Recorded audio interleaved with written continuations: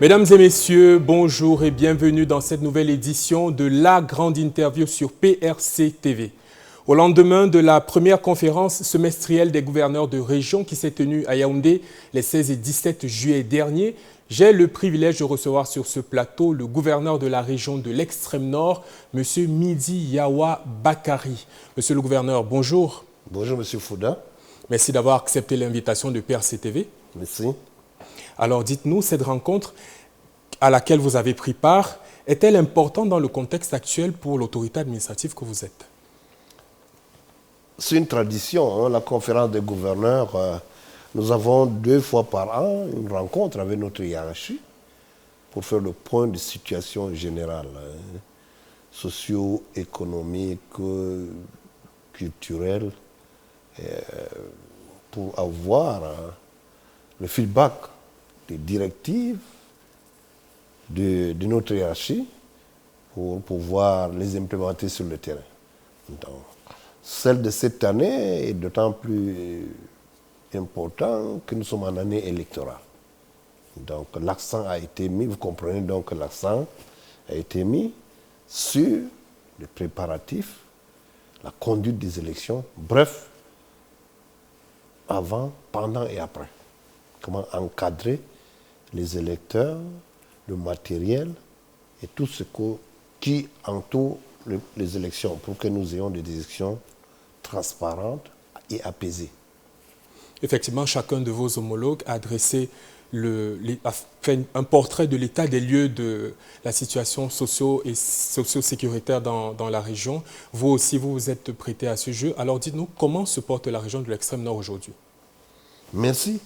À l'opposé de l'entame de l'année 2025, où ce n'est un secret pour personne, nous avons eu à enregistrer les dégâts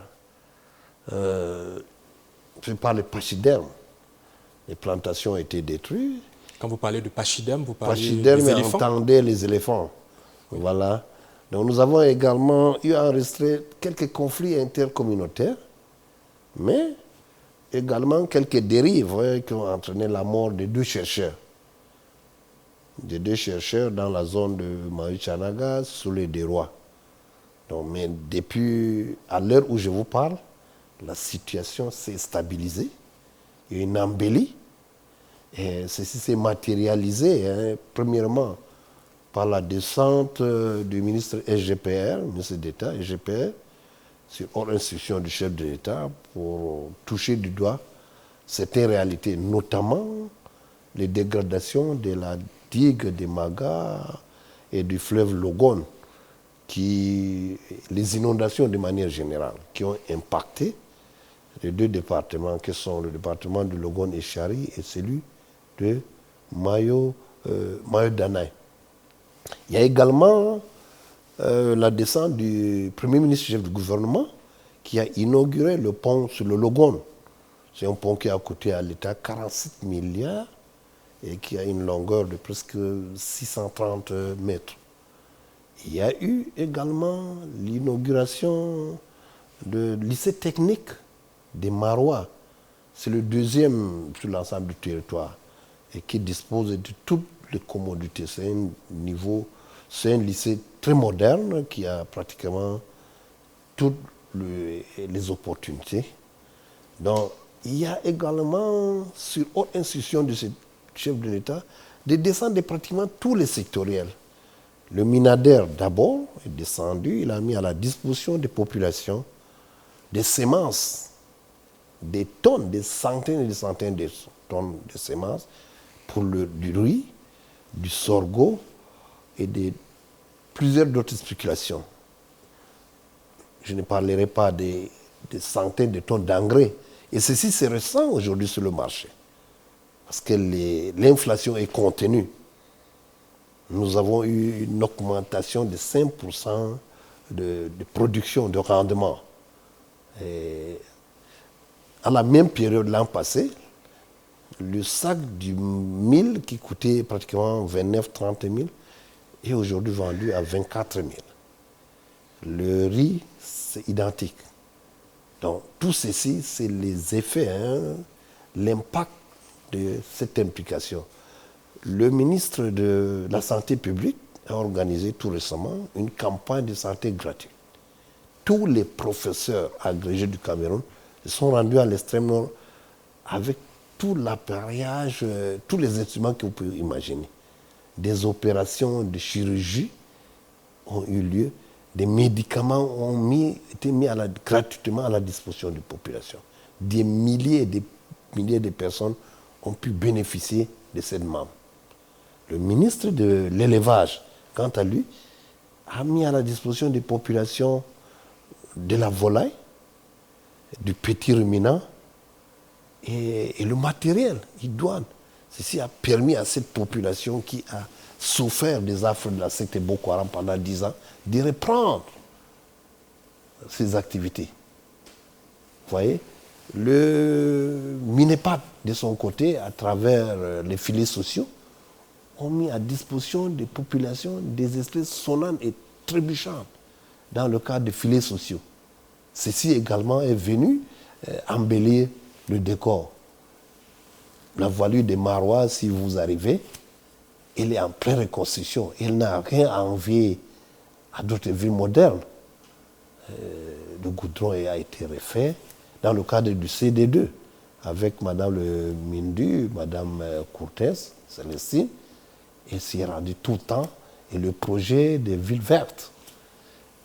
Pour ce qui est de l'eau, à l'heure où je vous parle, 8 forages sont en train d'être faits dans la zone de Kongola. Il y a beaucoup de choses qui ont été faites dans la région et nous allons y revenir, monsieur le gouverneur. D'accord. Mais vous avez mentionné tout à l'heure la disparition de ces 2 chercheurs. Oui. Alors dites-nous, est-ce que des leçons ont été tirées de cette affaire-là, monsieur le gouverneur? Bien évidemment, la justice a été saisie. La presse nous apprend qu'une dizaine de personnes ont été arrêtées il y a quelques jours. Effectivement. Et je suis curieux de savoir quelles sont les mesures que vous, en tant que gouverneur de cette région, les mesures que vous avez prises pour que ce type de choses n'arrive plus. Oui, nous avons, comme à l'accoutumée, entamé des campagnes de sensibilisation pour le respect de la vie humaine. Pour le respect de la vie tout court. Parce que ce genre d'activité ne peut pas être toléré. C'est pour cela que nos forces de défense et de sécurité ont été instruits d'ouvrir les enquêtes. Et une vingtaine de personnes ont été appréhendées et mises à la disposition de la justice. Donc la justice suit son cours, les sentences vont tomber, bien évidemment. Mais pour ce qui est des corps, les corps sont maintenant à la morgue militaire. La hiérarchie s'apprête à accompagner dignement ces chercheurs. Nous sommes à pied d'œuvre et dans les jours qui suivent, bien évidemment, ce sera chose faite. Il y a plusieurs défis qui s'imposent à la région de l'extrême nord, notamment les exactions de la secte de Boko Haram. Quelle est la situation aujourd'hui? Vous savez, Boko Haram a évolué de, disons, 2011 à nos jours. Et il a connu plusieurs facettes. Boko Haram, dans sa version classique, qui était celle de brûler, de tuer tout sur son passage. Et ceci a évolué. Nous avons connu Issou, version Issoua, qui, à son côté, s'attaquait à nos forces, s'attaquait beaucoup plus aux institutions, parce que sa logique est de tendre l'État islamique. Donc, pour eux, l'État islamique devrait partir du nord du Nigeria à Borno State, le nord du Cameroun et la République centrafricaine. Qu'est-ce qu'ils faisaient en réalité? Ils ne s'attaquaient pas aux populations. Parce que le territoire étant déterminé, délimité, pour un État, constitutionnellement parlant, il y a le territoire, il y a la population et un gouvernement. Pour eux, l'État étant déterminé, la population, c'est celle qui s'y trouve. Donc, ils faisaient tout pour attirer la population vers elle, de manière que tout ce qui avait été volé et pillé était remis à la disposition, à la population pour s'attirer leur faveur. Voyez-vous? Oui. C'est pour ça qu'ils s'attaquent beaucoup plus à nos forces, à nos institutions. Donc, ayant compris cette technique, nous on a donc pris leur contre-pied pour également sensibiliser nos populations et les éloigner davantage de ceci. Donc, à l'heure où je vous parle, parce qu'en 2011, la région de l'extrême nord n'était pas érigée en 4e région militaire. Elle dépendait de Garoua. Le général qui couvrait la région venait de Garoua.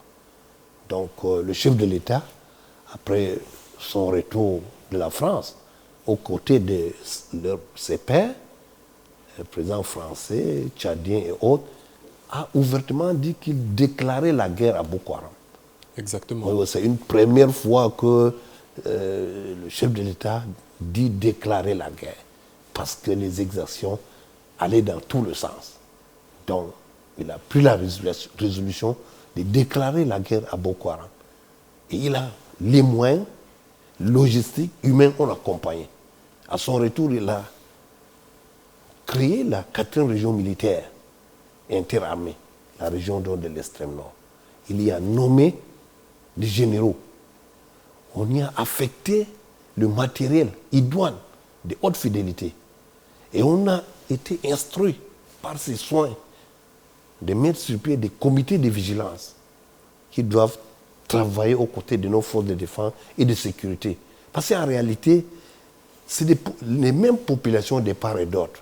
Les forces manquaient un élément, c'est-à-dire avoir la culture, la géographie, l'esprit de ces milieux. C'est en cela que les comités de vigilance ont beaucoup apporté. Parce que c'est elles qui pouvaient fournir des informations à nos forces pour une intervention en temps réel.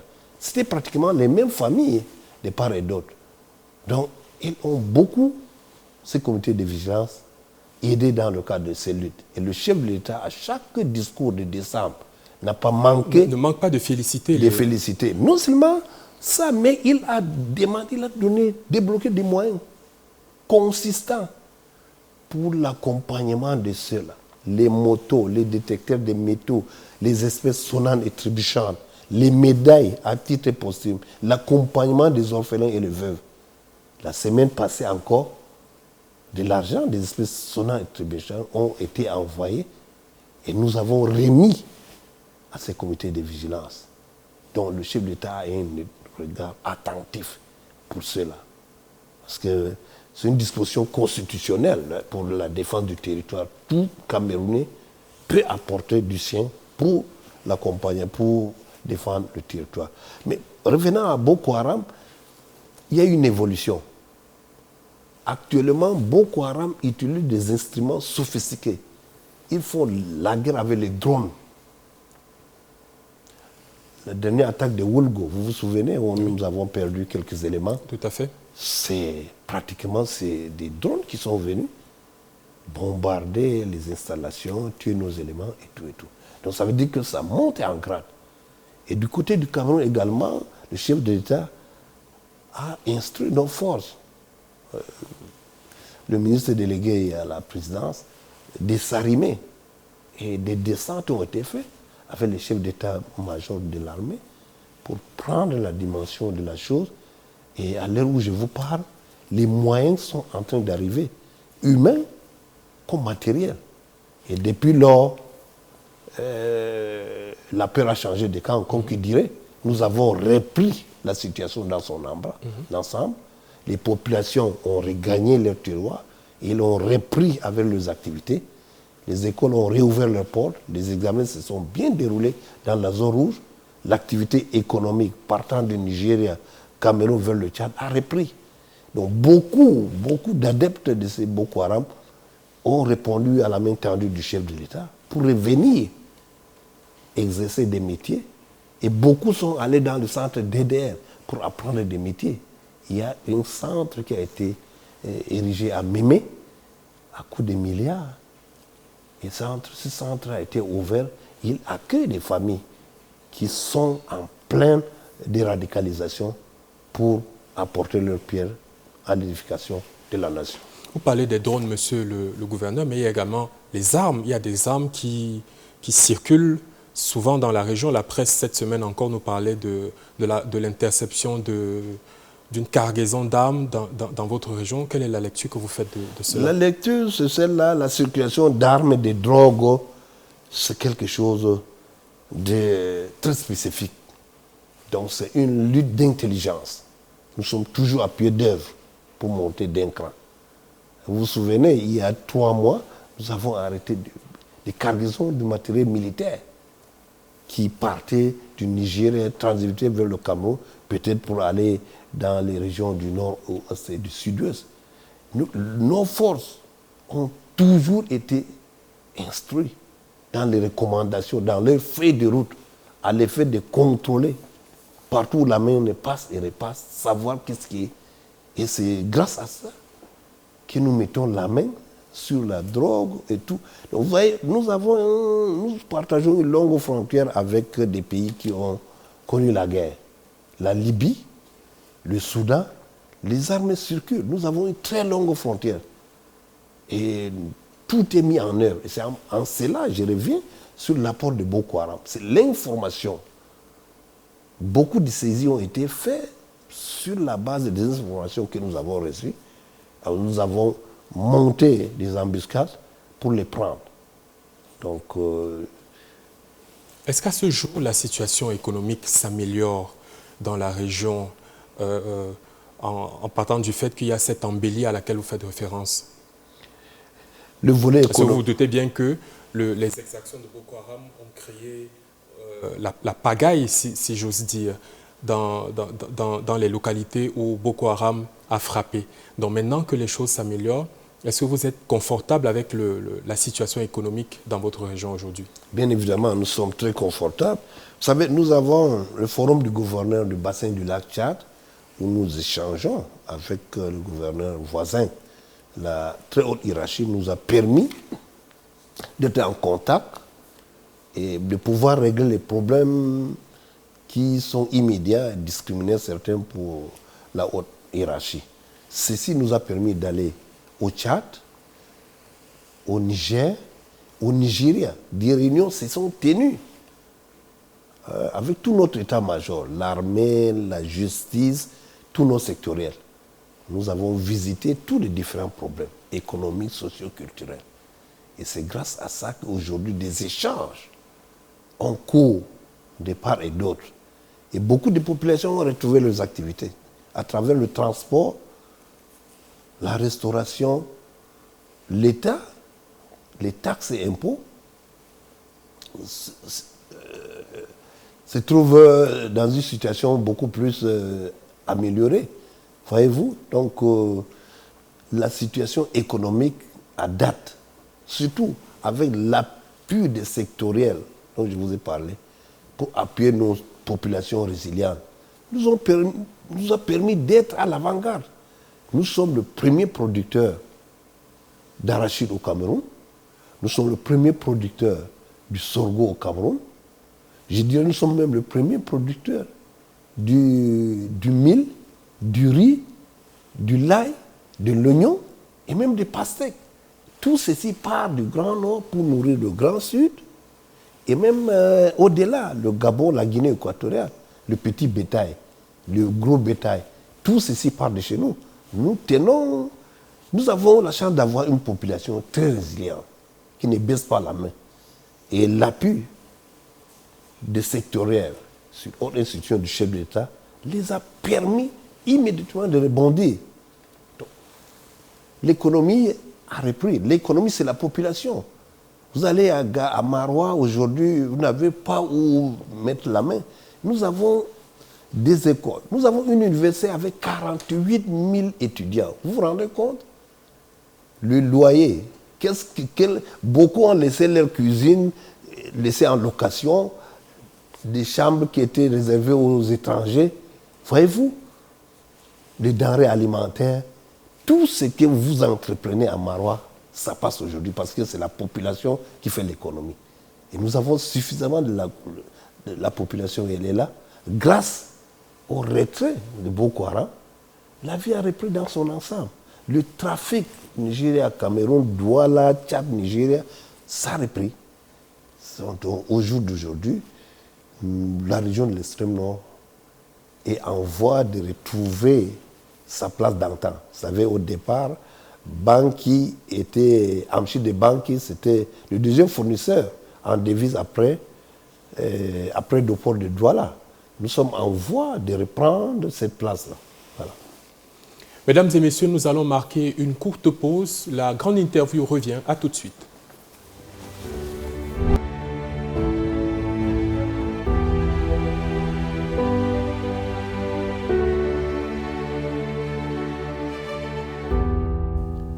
De retour sur le plateau de la grande interview, je reçois aujourd'hui le gouverneur de la région de l'extrême nord, Midi Yawa Bakary.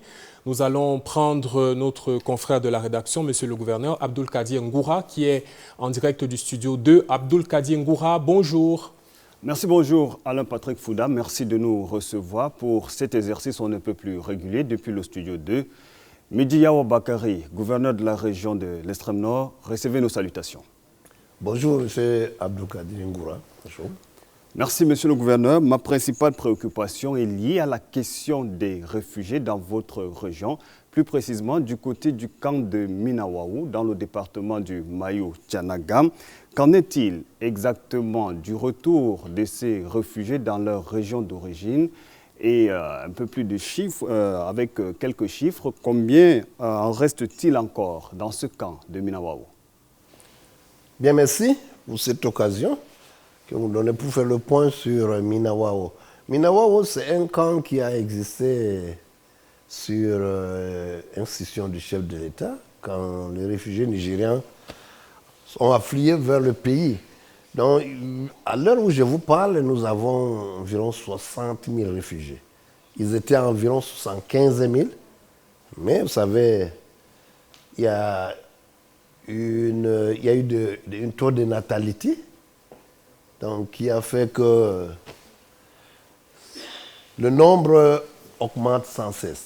Mais ce qu'il faut retenir, c'est que nous avons initié des rapatriements. On en a eu, je crois, 4 ou 5, avec au total 15 à 20 000 réfugiés nigérians qui ont regagné leur terroir. Mais vous savez, le rapatriement ne se fait pas comme ça, ex nihilo. Il est soumis à certaines conditionnalités. Parce que les réfugiés, une fois dans le pays, bénéficient des mêmes droits que les nationaux. Donc, on ne va pas les forcer à partir. Dans la tripartite signée Cameroun, HCR, Nigeria, il est question d'abord qu'eux-mêmes consentent. C'est un rapatriement volontaire, je le souligne bien. Donc, que des dispositions doivent être prises pour savoir, une fois rentrés, ce qu'ils vont habiter, qu'est-ce qui a été pris comme mesure pour leur faciliter la vie. Voilà, donc c'est autant de choses. Vu dans cet angle-là, nous avons, comme je disais tantôt, pu rapatrier environ 15 à 20 000. Mais ce qu'il faut souligner, à chaque fois qu'ils repartent, le chef de l'État, son excellence M. Paul Biya, a tenu à ce qu'ils soient traités d'abord dignement, accompagnés humainement, et des moyens ont été mis à leur disposition.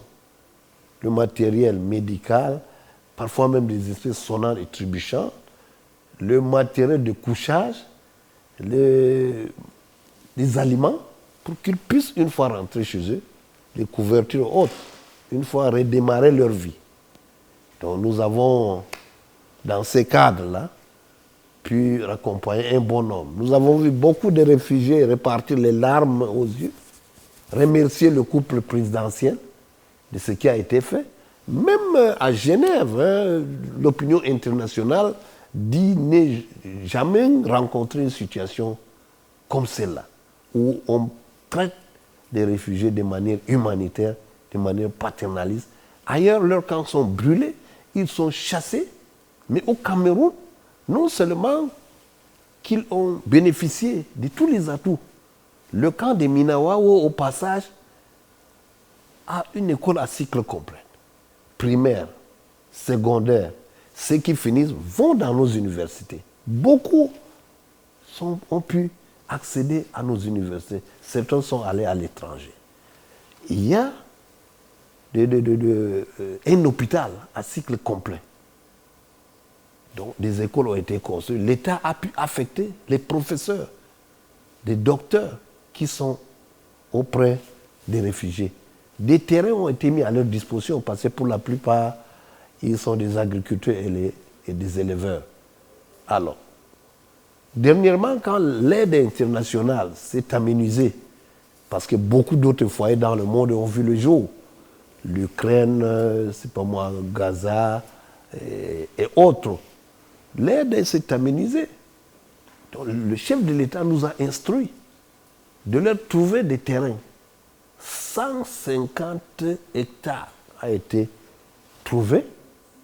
3 tracteurs ont été mis à disposition des sectoriels de l'agriculture, des accompagnants. Vous voyez, ils ont pu récolter pour la saison écoulée 22 000 tonnes de sorgho et 60 000 tonnes de paddy.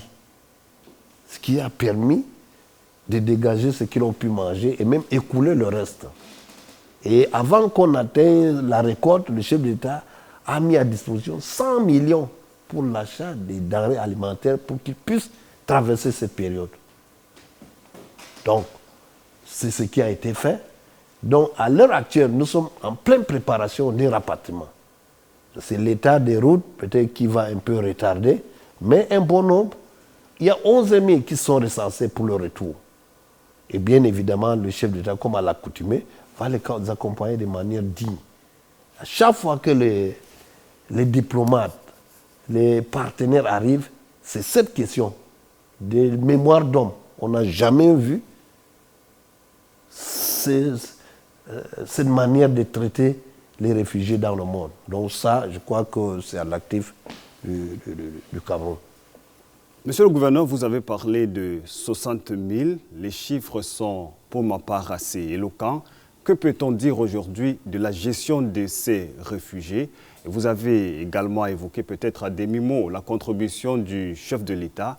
Quelle appréciation faites-vous de la touche de son président Paul Biya?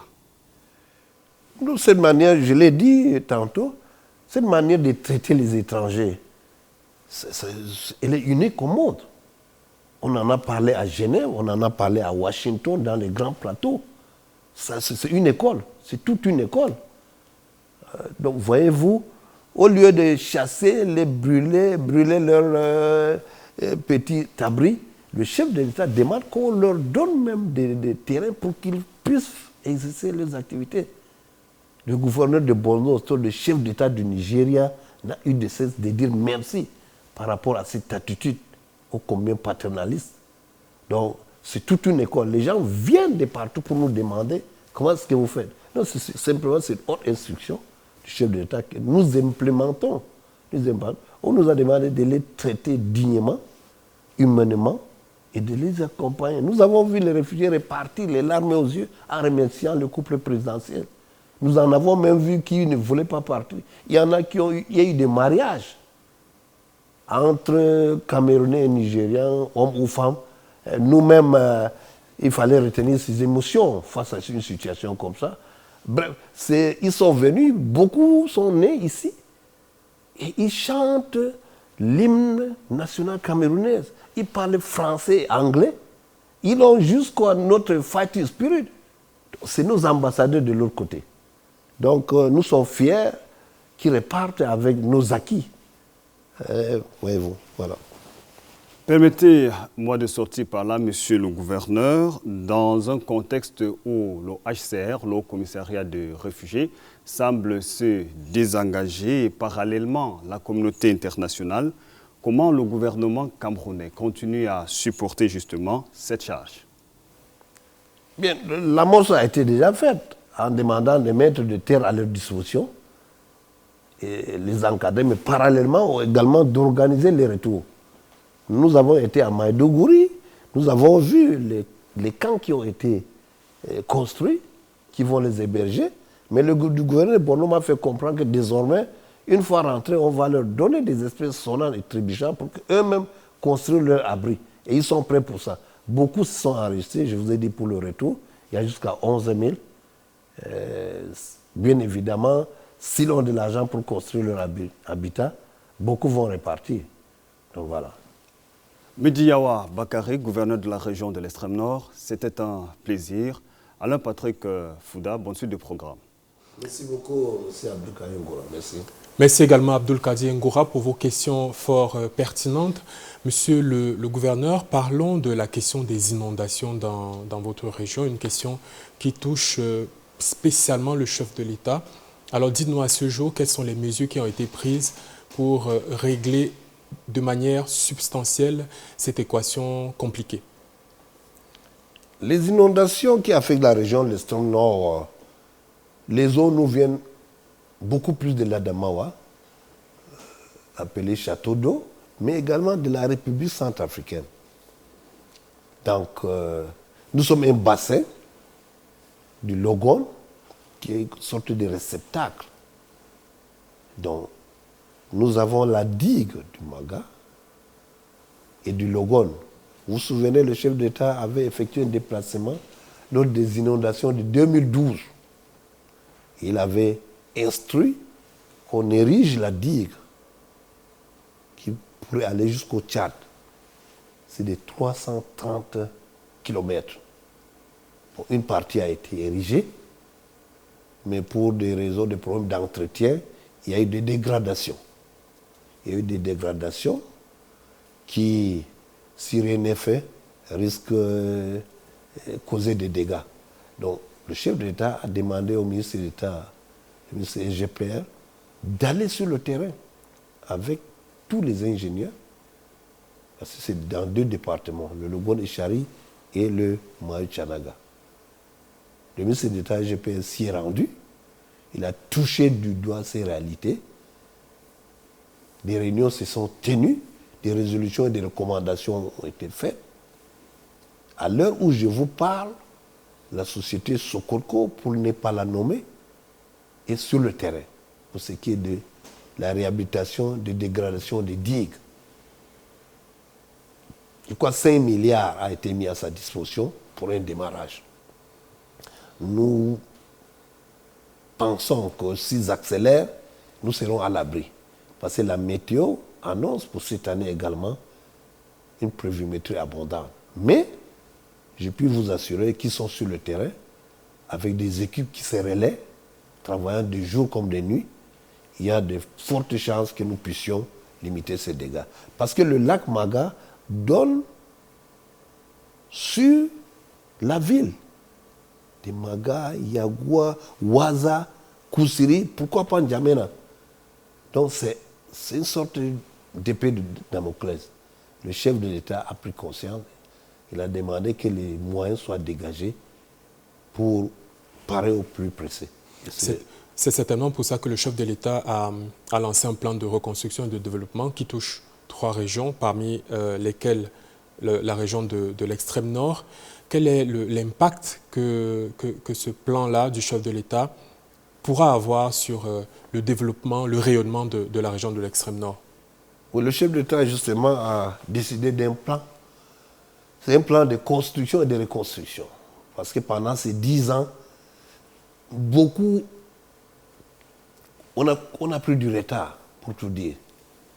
Et les destructions ont fait que certaines choses n'existaient même pas. Mais le taux de croissance de la population fait que là où il y avait des écoles primaires, il faut des collèges. Là où il y avait des dispensaires, il faut des hôpitaux. Le chef d'État a tenu compte pour dire c'est un plan de construction et de reconstruction. Vous voyez? Donc, ils sont à pied d'œuvre avec une cagnotte, une enveloppe avoisinant 110 millions, 110 milliards autant pour moi.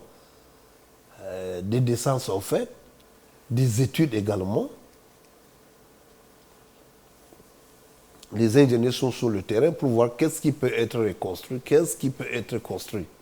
Mais d'ores et déjà, les moyens substantiels ont été remis aux agriculteurs, aux éleveurs, et à travers le conseil régional, les hôpitaux, les salles de classe, les routes, tout est en branle à l'heure où je vous parle. Le premier ministre chef du gouvernement, lors de sa descente à Marois, a remis des quantités énorme du matériel aux populations. Tout ceci s'inscrit dans ces plans de construction et de reconstruction. Donc, le projet est déjà lancé, les travaux se poursuivent. Effectivement, la région de l'extrême nord, hein, et cela se dégage de vos propos, on va dire chouchoutés par le chef de l'État. Il y a beaucoup de projets qui se déploient dans cette région. On a le projet Viva Logone, par exemple. En quoi consiste ce projet et quel est son impact sur les populations? Voilà, donc vous disiez que la région était chouchoutée. Il vous souvient que c'est la fille aînée du renouveau. Exactement. Mais avec toute la flambée, la flottée de projets qui atterrissent, et on a tendance à baptiser que c'est la fille aimée. Au jour d'aujourd'hui, elle n'est pas seulement la fille aînée, mais c'est la fille aimée. Parce que ce jeu de mots là est intéressant. Oui, et substantiel. Oui, dans tous les discours là-bas, ce n'est pas seulement la fille aînée, mais c'est la fille aimée. Parce qu'elle bénéficie de tout de son père créateur. Donc, pour revenir à Viva Logone, c'est un instrument d'appui pour la sémérie. Vous savez, nous avons la sémérie à Yagua, qui initialement était créée pour lutter contre la famine dans le Cameroun et la sous-région. Donc, Viva Logone a un instrument mis aux côtés de la sémérie pour accompagner la sémérie. Viva Logone s'occupe de voler inondation. Il a des instruments d'alerte allant de l'Adama jusqu'au Tchad. Viva Logone, à l'heure où je vous parle, travaille dans un projet de reconstruction avec la Banque mondiale pour accompagner les populations dans le cadre de ce projet de réhabilitation de la sémérie. Distribution d'engrais, indemnisation de ceci, aménagement des rizicultures, des casiers et autres. Je suis le président du comité de pilotage de ce projet. Je suis le vice-président aux côtés du MINEPAD. Je suis le président du comité technique de gestion. Le MINEPAD étant le président de ce comité, nous travaillons d'arrache-pied. Une descente a eu lieu dernièrement pour sensibiliser les uns et les autres à adhérer. Beaucoup a été fait, hein, beaucoup a été fait. Viva Logone, c'est un instrument qui a beaucoup apporté, qui continue à apporter à la sémérie pour son accompagnement. Effectivement, parlons de Yagua. J'aimerais savoir quel est l'état d'esprit des riziculteurs après le malaise qui est survenu, qui a été observé il y a quelques mois dans cette localité-là, qui est pourvoyeuse de riz. Un riz qui permet de nourrir les populations de Yagua, mais les populations également des autres régions du Cameroun. Le chef de l'État a dû déployer une importante somme d'argent pour régler le problème. Alors, dites-nous, d'où déjà est venue cette crise et quelle est la situation aujourd'hui? Disons, la crise est devenue un problème d'incompréhension, de la non-information, de la distanciation d'information. Parce qu'en réalité, dans le cadre de la restructuration fait par la Banque mondiale, il y a un montant qui devrait être reversé aux riziculteurs, à charge pour eux de reverser une partie pour permettre au projet d'acheter l'engrais pour les accompagner. Mais certaines personnes ont diffusé des informations qui n'avaient aucune base légale pour leur dire que tout l'argent qu'on leur a donné devrait être gardé. Donc, c'est ça l'origine. Donc, nous avons mené des campagnes de sensibilisation, des réunions d'explication. Et à date, beaucoup ont compris. Ils sont en train de payer ces reliquats-là. Ils ont même demandé au DG Sémérie de prolonger la date. Parce que tout est calendrier là-bas, hein, calendrier de semis, de plantations. Passez le délai, vous risquez de perdre toute une saison. Donc, à l'heure où je vous parle, le climat semble être assaini et nous allons vers l'apaisement. Et il y avait un déficit d'information à la base. Nous nous sommes attelés à briser ces barrières-là et à leur faire comprendre le bien fondé. Le chef de l'État, pour parer au plus pressé, avait dépêché son excellent ministre de l'administration territoriale, avait plus de 1 milliard quelque pour payer le manque à gagner que ça devrait leur causer. Ça a été fait. Donc les explications se poursuivent, mais beaucoup ont compris. Beaucoup ont compris, beaucoup sont rentrés dans le casier pour entamer les travaux. Alors, que pouvez-vous nous dire des activités économiques qui sont dans le secteur de l'agropastoral? Comment est-ce que les populations parviennent-elles à se tirer d'affaire face aux pénuries, on va dire les pénuries alimentaires, et également l'environnement qui parfois est marqué par des sécheresses très fortes? Alors, comment est-ce que comment les bergers s'en sortent pour élever le bétail? Dites-nous quelque chose là-dessus. À ce niveau également, il y a eu beaucoup de subventions, hein, que ce soit du Minépia ou du Minader.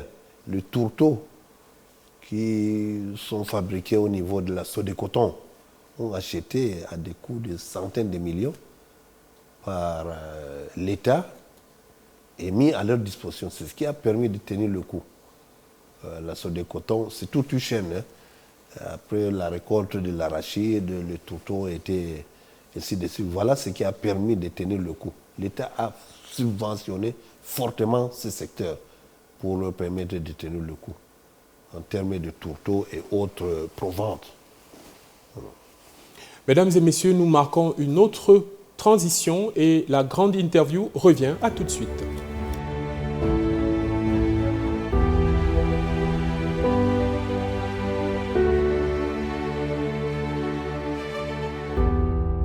De retour sur le plateau de la grande interview sur PRC TV, je reçois le gouverneur de la région de l'Extrême Nord, Midi Yawa Bakari. Monsieur le gouverneur, vous évoquiez à l'entame de cette interview l'université de Maroua. Parlons de cette université. La région a bénéficié de la réforme universitaire de 1993 avec la création de l'université de Maroua. Alors, dis-nous quel est l'impact de cette université sur l'éducation dans la région de l'Extrême Nord. Merci. L'avènement de l'université a révolutionné l'enseignement dans la région. Avant l'avènement de l'université, disons dans les années 82, il y avait un seul lycée à Maroua, c'est le lycée classique de Maroua. Aujourd'hui, à pratiquement tous les 10 km, hein, peu importe qu'il soit chef de lieu d'arrondissement, de département ou de canton, il y a un lycée. Il y a un lycée. Donc, les étudiants au départ allaient jusqu'à Yaoundé. Après, Ngaoundé a été créé.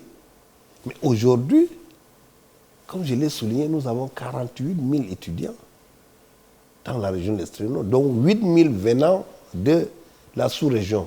Entendez Nigeria, Tchad, Soudan, Niger et autres, parce que la qualité de l'enseignement est meilleure. En plus à côté de ces universités, nous avons l'école normale, nous avons l'école des mines, nous avons l'école polytechnique. Toutes choses au départ, il va falloir faire des milliers de kilomètres pour trouver à Yaoundé. Aujourd'hui, vous toquez à la première porte, vous avez. L'école, l'université de Maroua, des doctorats se soutiennent tous les jours. Donc, ceci a également drainé beaucoup de populations dans la région, dans la ville, avec des constructions, des édifices qui ont suivi. Des commerces ont été ouverts, les mini-cités ont vu le jour, la restauration, les petits métiers comme la dactylographie, les services de reproduction. Que sais-je encore? Chacun trouve son compte. Et ceci, quelque part, a également freiné l'élan de l'adhésion à la secte Boko Haram qui promettait aux gens monts et merveilles. Maintenant, chacun a un petit métier. Il est constitué gardien de ces métiers et partant, garant de la paix également. Personne ne souhaiterait que la paix soit troublée parce que son activité également tomberait dans l'eau. Donc nous avons vu en chaîne, des gens qui ont trouvé des métiers. Le chômage a drastiquement diminué. Et la région, aujourd'hui, est devenue un quartier latin. L'extrême nord, c'est des écoles de métiers, c'est le lycée technique, c'est tout ce que vous pouvez imaginer. Ça a apporté un plus dans le circuit économique. Parlons un peu politique, monsieur le gouverneur Midi Awa Bakari.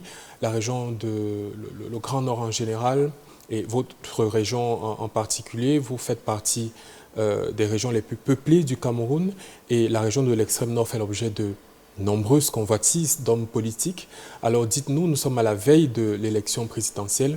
Dans quel état d'esprit est-ce que la région de Marois se prépare à accueillir la campagne électorale et en octobre le scrutin qui va conduire au vote du président de la République? Les populations de la région de l'extrême nord à date sont sereines et calmes. Elles observent l'avenir avec confiance parce qu'elles ont suffisamment reçu. Je vous dis, pratiquement la région de l'extrême nord est devenue un chantier. Un chantier. Les projets routiers, les écoles, le centre, tout ce que vous pouvez imaginer. Donc, nous, présentement, nous sommes dans un processus, comme je l'ai dit, des préparatifs de ces élections. Au départ, c'était l'établissement des actes de naissance qui étaient des pièces essentielles pour l'établissement de la carte d'identité. Ensuite, nous avons accompagné les populations pour l'établissement des cartes d'identité. Dieu merci, le ministre délégué général à la Sûreté a envoyé des équipes d'établissement des cartes d'identité mobiles qui allaient pratiquement dans tous les coins et recoins. On prévoyait tout simplement le SCORT. Vous voyez? Donc, nous avons également accompagné ELECAM, parce qu'il va falloir avoir sa carte d'identité, son acte de naissance. ELECAM a été accompagné dans tous les coins et recoins pour permettre aux gens de s'inscrire. Et nous nous projetions avoir 1 500 000. Peut-être après toilettage, on se retrouverait dans l'intervalle 1 200 300 000. Nous suivons au quotidien. Notre rôle en cette période, c'est d'accompagner tous les acteurs, pourvu qu'elles se conforment à la réglementation en vigueur. La politique est un jeu, tout comme le sport, avec des règles, avec un arbitre. Nous jouons que le rôle d'arbitre pour autoriser un coup franc, pour sortir le carton jaune ou le carton rouge, selon les situations. Non, nous nous arrangeons à ce que nous ayons des élections transparentes, libres et apaisées. J'insiste sur le mot apaisé.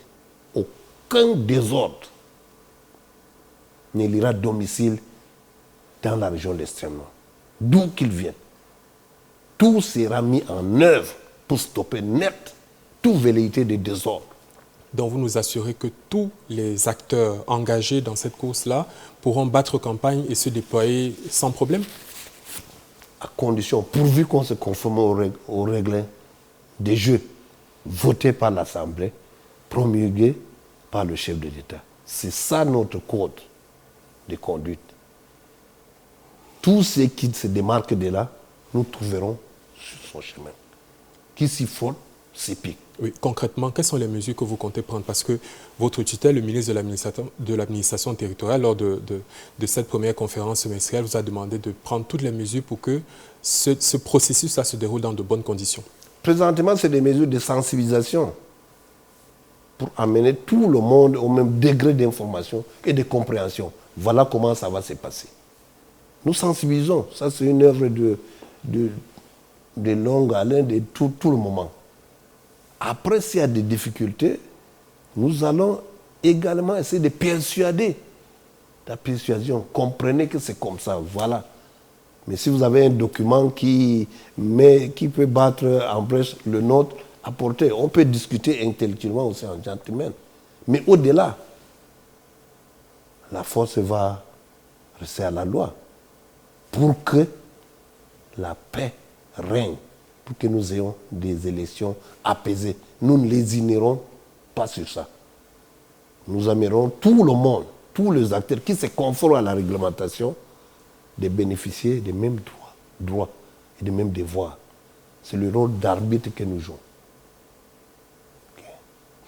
Alors, monsieur le gouverneur, parlons décentralisation. L'État du Cameroun a opté pour le transfert des compétences et des ressources aux collectivités territoriales décentralisées. J'aimerais savoir, de votre point de vue, quel est l'impact que cette politique a eu sur le développement de l'extrême nord en particulier. La mayonnaise à ce niveau, disons, prend déjà. Le président du conseil, un ancien banquier, outillé, intègre et travailleur, s'est mis au travail. Des milliers de tables bancs ont été distribués, des équipements dans les hôpitaux. Il a toute une batterie de travaux publics pour réhabiliter les routes et consorts. Il a effectué plusieurs voyages à l'extérieur pour avoir des contacts, pour faire venir les investisseurs. Il s'active vraiment à donner une embellie, comment dirais-je, à changer la physionomie de la région de l'extrême nord en matière scolaire, en matière socio-culturelle, économique, parce que c'est leur domaine. Donc nous les accompagnons en leur assurant la sécurité idoine pour qu'ils puissent exercer, déployer toutes ces activités socio-économiques et culturelles. Et à l'heure où je vous parle, nous sommes contents de ce qui a été déjà fait et nous allons tenir leurs mains pour les accompagner jusqu'à ce que les objectifs soient atteints.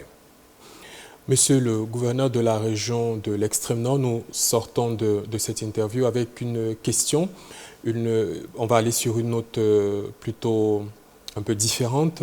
Miss Cameroun est originaire de Yagua, de la région de l'extrême nord, et sa beauté en rajoute une couche sur le charme de la région de l'extrême nord. Alors vous, comment est-ce que vous entrevoyez l'avenir de cette région qui est, on va dire, même sur le plan de sa géomorphologie, qui est aussi pittoresque, aussi belle que Miss Cameroun, qui est originaire de l'extrême nord? Vous savez, tout ceci s'inscrit dans une logique bien déjà connue. Nous sommes dans une reprise économique grâce à toutes les dispositions qui ont été prises par le chef d'État pour que la sérénité revienne et que nous amorcions le développement. Nous renouons avec le développement. Ce qui est en train d'être fait. Il y a 4 ans, 5 ans, toutes les écoles de la zone rouge étaient fermées. Au jour d'aujourd'hui, ces écoles ont réouvert leurs portes. Les examens sont meilleurs. Il y a même des disciplines où on est pratiquement premier au Cameroun. Mais sur le plan sportif, le jeu FENASCO B et A, nous sommes premiers carrément. Ceci n'est pas le fruit du hasard. Voyez-vous, les courses hippiques ont lieu chez nous. Ça témoigne encore de cette sérénité, de cette paix retrouvée.